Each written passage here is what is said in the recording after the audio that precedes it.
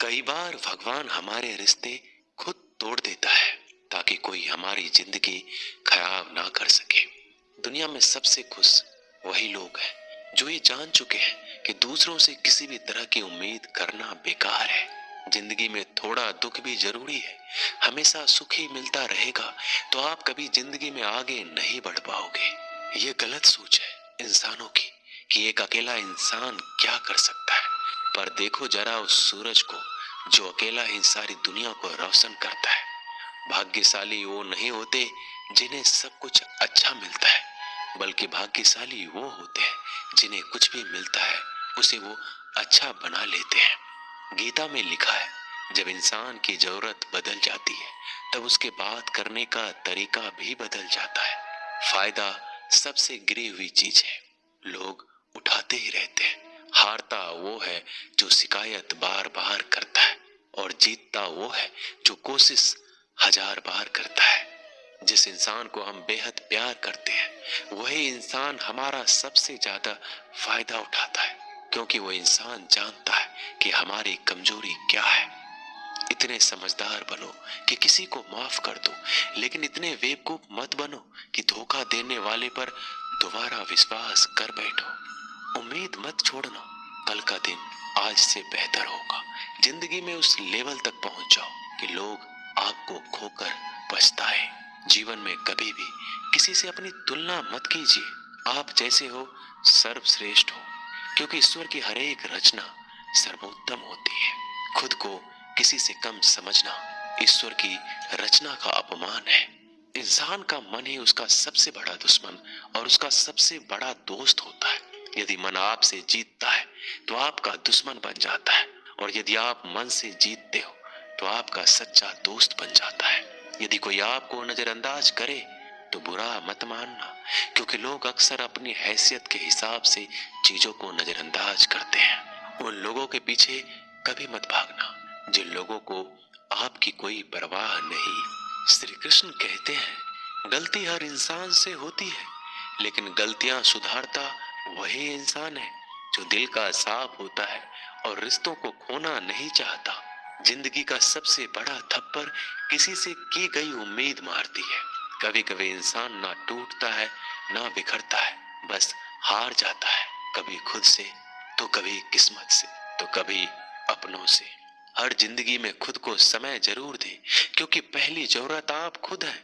याद रखना कि जरूरत से ज्यादा अच्छे बनोगे तो जरूरत से ज्यादा इस्तेमाल किए जाओगे। रिश्ते चाहे कितने भी बुरे हो उन्हें कभी मत तोड़ना, क्योंकि गंदा पानी प्यास बुझाने के काम नहीं आता, पर आग बुझाने के काम जरूर आता है। जमाना जब भी मुश्किलों में डाल देता है तो परमात्मा हजारों रास्ते निकाल ही देता है।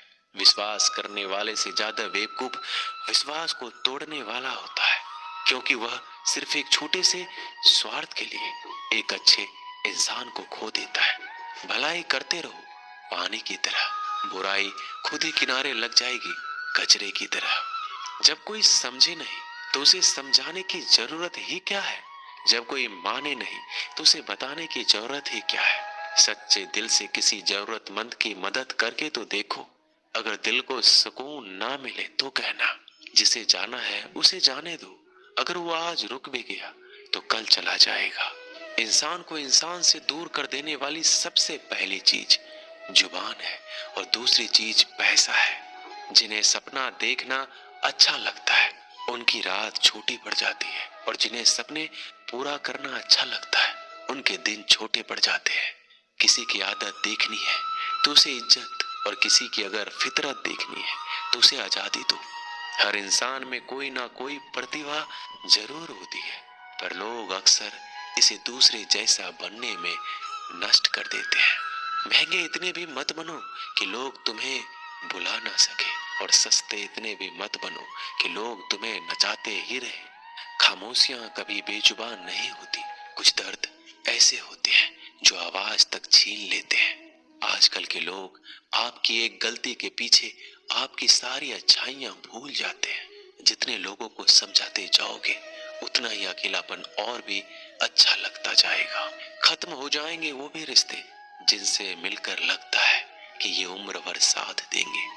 श्री कृष्ण कहते हैं, अहंकार किसी भी चीज का हो सर्वनाश करके ही छोड़ता है। खाली वक्त में तो हर कोई बात कर लेता है, प्यार तो तब होता है जब कोई आपसे बात करने के लिए आपका अपना सारा वक्त खाली कर दे। सब कुछ ठीक करने का इंतजार करोगे तो बैठे ही रह जाओगे। आप हिम्मत करो, खुद उठो, अपनी जिंदगी में सब कुछ ठीक कर दो। लोग पहचानना ही भूल जाए इससे पहले अपनी पहचान बना लेनी चाहिए। एक बार एक राजा ने भगवान श्री कृष्ण का मंदिर बनवाया और उसमें मूर्ति की पूजा करने के लिए एक पंडित को रखा। हर रोज अपनी मंत्री से कहकर मंदिर में एक माला भिजवाता था और पंडित जी को वो माला श्री कृष्ण को चढ़ाना होता था। उसके बाद राजा जब दर्शन के लिए आता था तो पुजारी वो माला भगवान की मूर्ति के ऊपर से निकालकर राजा के गले में पहना देता। कई सालों तक ऐसा चलता रहा। पंडित जी अब बूढ़े हो चुके थे। एक दिन राजा की तबीयत खराब हो गई। उसने अपने सेवक को कहा कि तुम जाकर पंडित जी को माला दे आओ और उनसे कहो कि आज मेरी तबीयत खराब है, मैं आज मंदिर नहीं आ सकता, तो प्रतीक्षा ना करे। फिर राजा का सेवक वो माला लेकर पुजारी के पास गया और पूरी बात बता दी। पुजारी जी ने वो माला मूर्ति को चढ़ाई और सोचने लगे, इतने सालों से ये परंपरा चली आ रही है, लेकिन मैंने कभी भगवान का माला उतार कर खुद नहीं पहनी।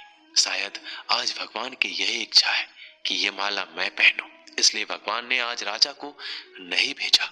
इसलिए आज अच्छा मौका है, ये माला मैं निकाल कर खुद पहन लेता हूँ। फिर उस पंडित ने भगवान की मूर्ति से माला निकाल कर खुद पहन ली। इसी बीच राजा का सेवक दौड़ के पंडित के पास आया और पंडित जी को कहने लगा कि राजा जी को ठीक नहीं लग रहा है, उनकी तबीयत और बिगड़ गई है, इसलिए अब वो प्रभु के दर्शन करना चाहते हैं। वो आ रहे हैं, उनकी सवारी जल्दी अभी मंदिर में आएगी। उन्हें लगा कि ये परंपरा कहीं टूट ना जाए, इसलिए वो आज भी मंदिर में आ रहे हैं। जब पंडित जी को इस बात का पता चला तो उन्होंने फटाफट माला अपने गले से उतारी और जाकर फिर से भगवान की मूर्ति को चढ़ा दी। फिर कुछ देर बाद राजा वहां आए और रोज की तरह पंडित जी ने भगवान के ऊपर से माला निकाली और राजा को पहना दी। अब राजा ने उस माला को देखा तो उस माला में एक सफेद बाल नजर आया। राजा ये समझ गया कि ये बाल पंडित का है।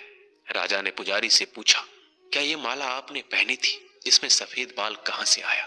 यह सुनकर पुजारी जी घबरा गए। उन्हें लगा अगर मैं सत्य बता दूं तो राजा मुझे दंड देंगे, इसलिए वह पुजारी ने कहा, यह बाल तो श्री कृष्ण का है।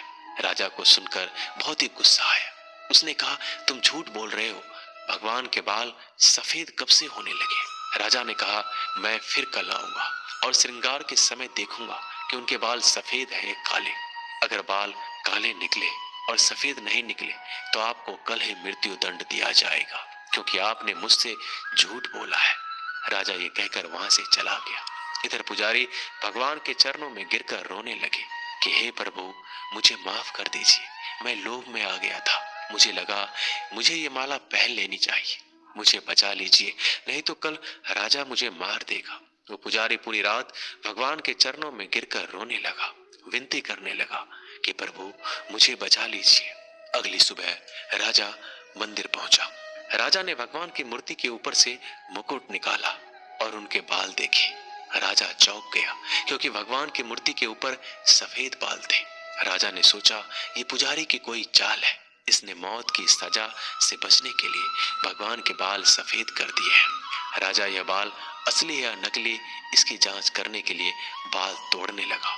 जैसे राजा ने कुछ बाल तोड़े तो मूर्ति में से खून की धारा बहने लगी। राजा भगवान के चरणों में गिर गए और क्षमा मांगने लगे और रोने लगे, कहा मुझे माफ कर दीजिए। तभी मूर्ति से एक आवाज आई, राजा तूने सिर्फ मुझे मूर्ति माना, इसलिए मैं तुम्हारे लिए सिर्फ एक मूर्ति हूँ, लेकिन पुजारी ने मूर्ति में साक्षात भगवान देखा, इसलिए मुझे मेरे भक्त की रक्षा करने के लिए मेरे बाल सफेद करने पड़े और खून की धारा बहानी पड़ी, ताकि मैं समझा पाऊं कि जहां भाव है वहां भगवान है। अगर आप वाकई में भगवान का स्मरण करते हैं, उन्हें देखना चाहते हैं, तो आपके अंदर सिर्फ भाव होना चाहिए। ये एक छोटी सी कहानी हमें शिक्षा देती है कि भगवान के आशीर्वाद के सिवाय कुछ भी संभव नहीं। अगर आप सच्चे दिल से भगवान को पुकारते हैं तो भगवान आपकी मदद के लिए जरूर आते हैं। दोस्तों, ये वीडियो यही समाप्त होती है। मिलते हैं अगले वीडियो में। तब तब तक के लिए अपना ख्याल रखिएगा। जय श्री कृष्णा।